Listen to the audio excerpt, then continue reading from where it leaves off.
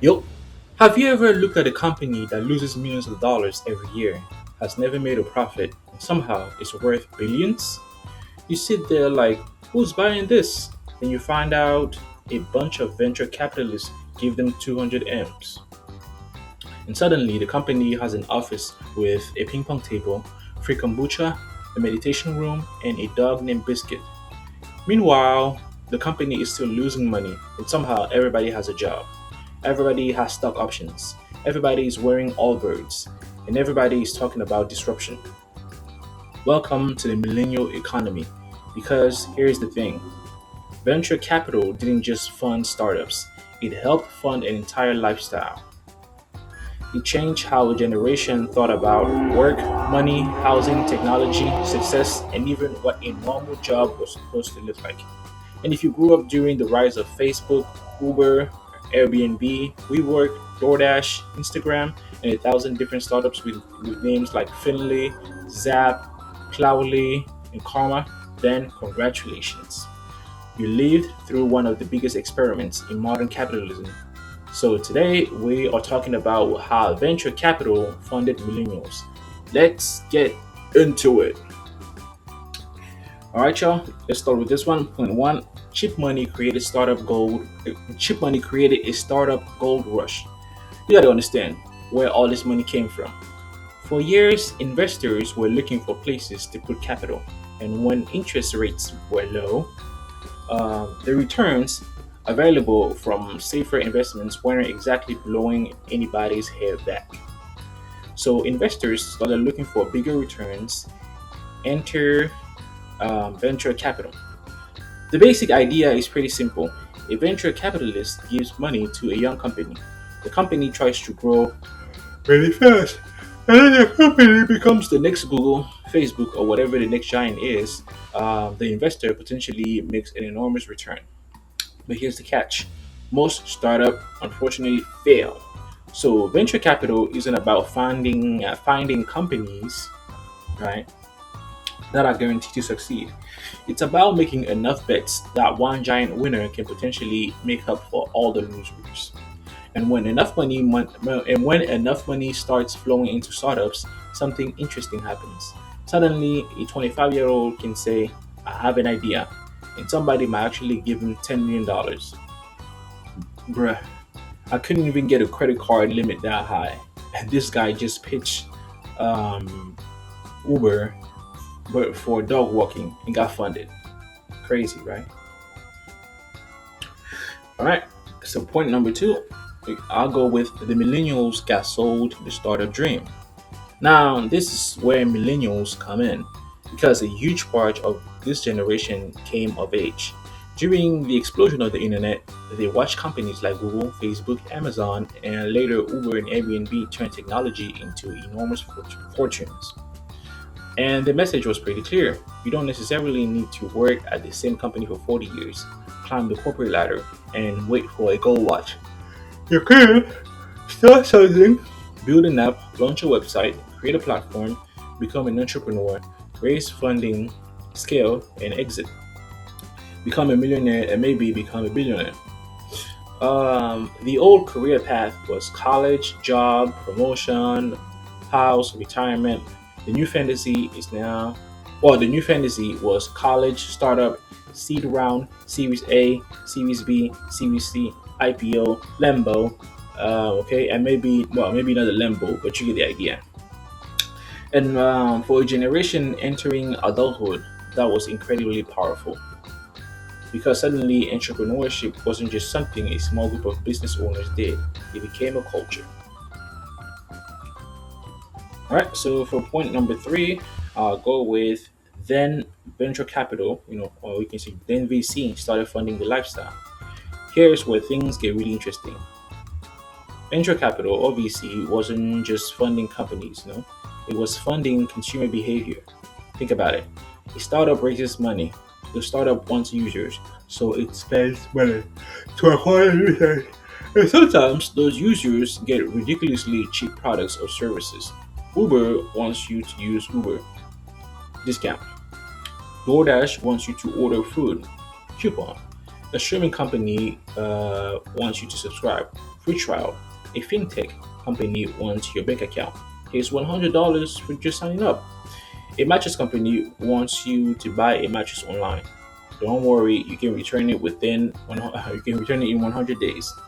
For a while, the internet economy basically became: would you like this product? Yes. Would you like it cheaper? Yes. Would you like us to lose money providing it? Absolutely.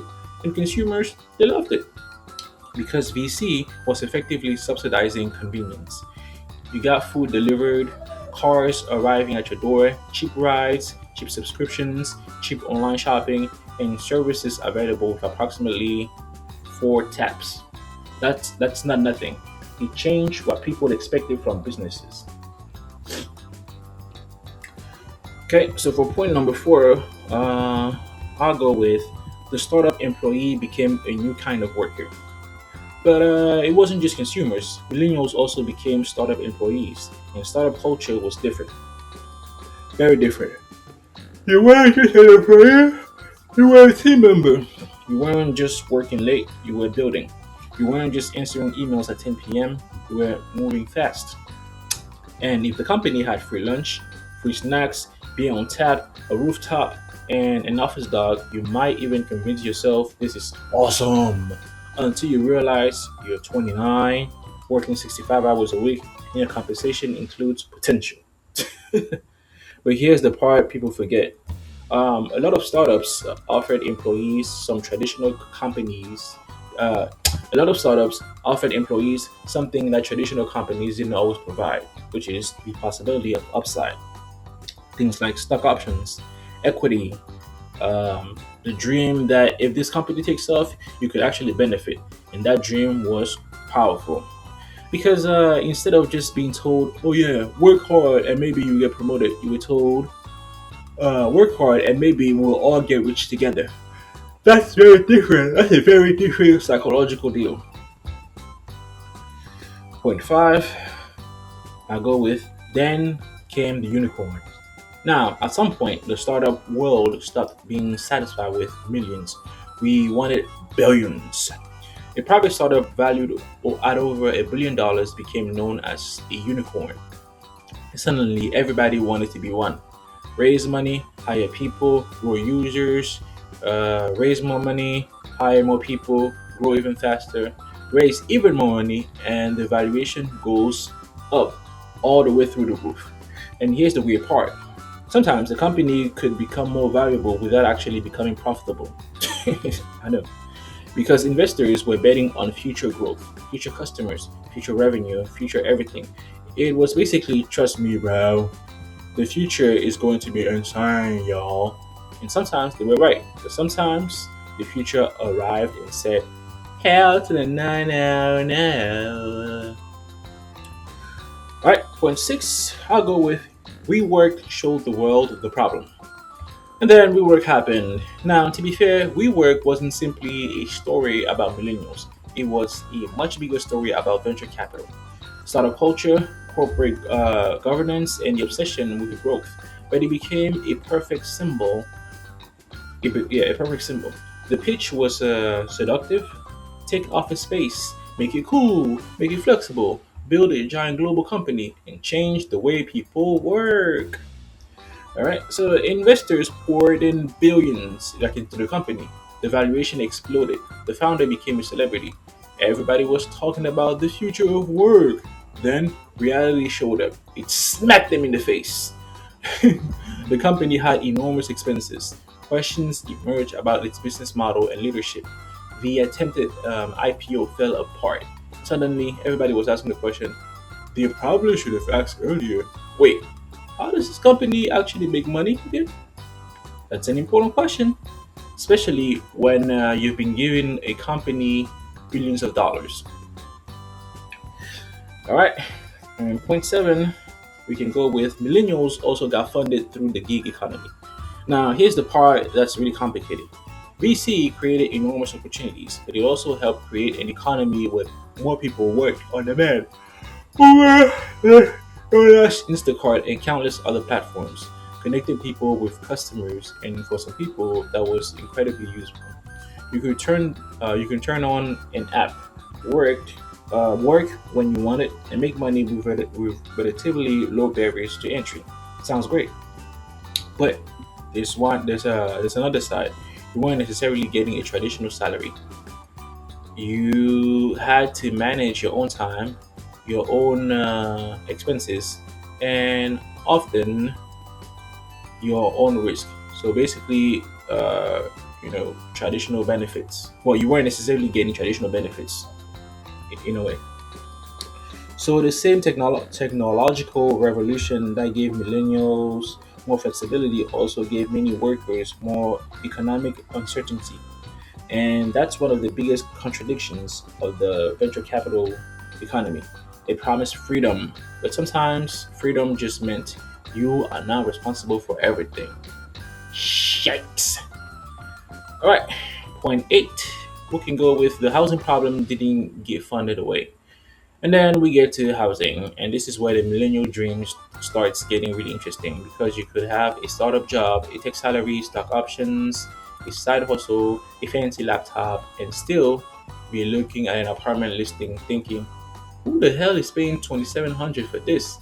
A generation that was told, build the future, was also entering adulthood during the aftermath of the 2008 financial crisis, rising housing costs, student debt, and increasingly expensive cities. And here's the irony: the same technology companies that made certain cities incredibly attractive places to work also help make those cities expensive. Psh, more high paying jobs, more demand, more investors, more competition for housing, and suddenly your dream tech job is in a city where your studio apartment is approximately the size of a walk-in closet. That sounds like New York, doesn't it? With a kitchen inside the closet, and the landlord says utilities is not included. Bro, I'm living in the utilities. The frick? Point nine. The VC mindset changed how people thought about success. This might be the biggest cultural impact, right? Venture capital didn't just create companies, it changed the language of success. Suddenly, everyone wanted scale, optimize, disrupt, monetize, network, build a personal brand, become an entrepreneur, have multiple income streams, and turn hobbies into businesses. You didn't just have a career, you had a personal brand. You weren't just good at something, you were leveraging your skills. Um, you weren't just networking, you were building relationships, and you couldn't simply rest because apparently even sleep needed to be optimized. Wake up at 5, cold shower, meditate, journal, read, exercise, build startup, build side hustles, post on LinkedIn, drink green juice, sleep 4 hours, repeat, and somehow a 26 years old with a laptop was supposed to become Warren Buffett or Steve Jobs and The Rock all at once. Jesus Christ, give me a break. Point 10, I'll go with, but here's the part we all got wrong. Now, before we blame venture capital for everything, let's be fair. VC has created real companies, real jobs, real technologies, real innovation. Some of the biggest companies in the world wouldn't exist in their current form without enormous amounts of investments. The problem, though, is venture capital is bad. That's way too simple. The real issue is what happens when growth becomes the only goal. If investors want enormous returns, companies have incentives to grow and grow real fast. Employees are rewarded for growth, founders are rewarded for growth, the media celebrates growth, and customers get addicted to cheap convenience. So everybody starts asking, how fast can we scale? Instead of, does this actually make economic sense? And when that works, it's incredible. And when it doesn't, you can end up with a very expensive company selling a very cheap product to people who have no idea how much is being burned behind the scenes. All right. The bonus point that I can add is don't confuse funding with success. Now, this is probably the biggest lesson. If you have ever or if you ever hear a startup raise 50 million, don't automatically think, wow, they're successful. No, it means some investor believe they could become successful. That's it. Funding isn't revenue. Revenue isn't profit. Profit isn't cash flow. And valuation definitely isn't money sitting in the founder's checking account. A startup can raise $100 million. and still fail. A startup can have $1 billion valuation and still have serious problems. And an employee can receive stock options that look amazing on paper and eventually be worth absolutely nothing. So don't confuse the size of the check with the quality of the business. In closing, y'all, so how did venture capital fund millennials? It funded startups that created new products, new jobs, new technologies, and entirely new industries. It subsidized convenience and helped make services like ride sharing, food delivery, and online platforms part of everyday life. It popularized startup culture and turned entrepreneurship into a lifestyle. It gave employees the possibility of equity and made getting rich from your company part of a dream. But it also created a culture obsessed with growth, a labor market with more flexibility, but sometimes with less security. Companies that prioritize scale even before profitability, and a generation that was told, build something, optimize yourself, start a business, create multiple income streams. Don't get a job, create jobs. Meanwhile, a lot of millennials were sitting there thinking, brother, I would like to create a down payment. Okay, how about that? And that's the fascinating thing about venture capital. It didn't just fund businesses, it helped fund a vision of what the future was supposed to look like. If a future where everything is an app, everything is on demand, everyone can be an entrepreneur, every company can be unicorn, and every young person is apparently one pitch deck away from becoming a millionaire. Sometimes the vision worked, sometimes it produced incredible innovation, and sometimes it produced a company valued at 4 billion that sells mattresses. So, what do you think? Did venture capital generally improve the lives of millennials by creating technology, jobs, and opportunities? Or did it create a generation addicted to growth, convenience, startups, and the fantasy that every company needs to become a $1 billion unicorn? Because let's be honest, the most millennial sentence ever might be, the most millennial sentence ever might be, I don't want a normal job, I want equity. Shh, relax, man. Okay, gang. If you enjoyed this video, please hit that like button, subscribe, and drop your thoughts in the comments. And before you leave, you already know I gotta hit you with a final question. Did VC actually create the millennial economy, or did millennials simply become the generation that happened to live through the biggest startup experiment in history? Let's talk about it.